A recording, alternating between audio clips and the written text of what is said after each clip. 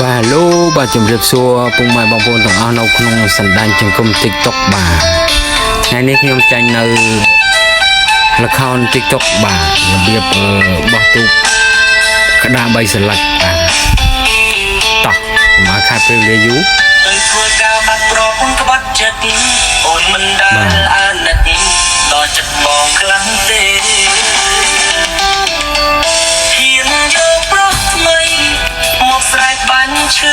បាទមានន័យថាយើងចុចបានបាទអានេះការបទពិសោធន៍របស់ខ្ញុំពេលពេលយើងចុចបានទៅនេះដល់ពេលយើងអុំទៅព្រោះអត់ស្រុតចុះបាទអោហក់ឡើងមកលើបាទហក់ទៅមុខឬមួយក៏ហក់ទៅក្រោយយើងអត់តាន់ដឹងទេបាទខ្ញុំមិនមែនជាងទេបាទគឺបោះលេងបាទទូកនេះបោះតាមຂະຫນາດតូចបាទចំនួន8នាក់ឬមួយក៏10នាក់បាទគឺក្លងបាទអត់មាន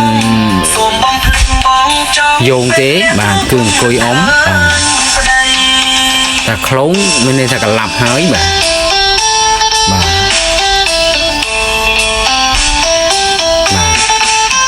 បាទសូមគោរពហើយនឹងអរគុណច្រើនបាទសូមជម្រាបលាបាទហ៊ានយកប្រុសថ្មីមកស្រែកបាញ់ឈឺពេលតែបានលឺរូបអូនហើយគេថាប្តីខ្ញុំក្រត្រប់ធន់ប្រពន្ធមិនស្មោះ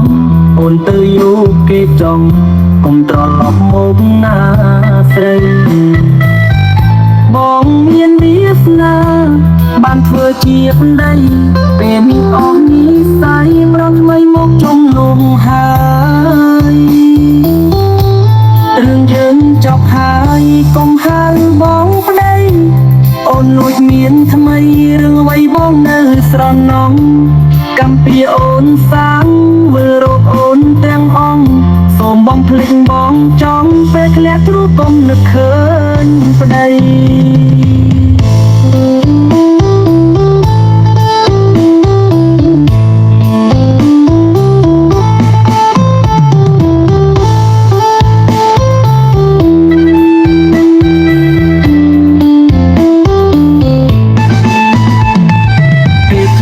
អូននឹកឃើញប្តីមកមិនគោគិនណៃអូនលួចមានថ្មីរឿងអ្វីបងនៅស្រណងកម្មពីអូនសាំងវិលរកអូនទាំងអង្គសូមបងភ្លេចបងចង់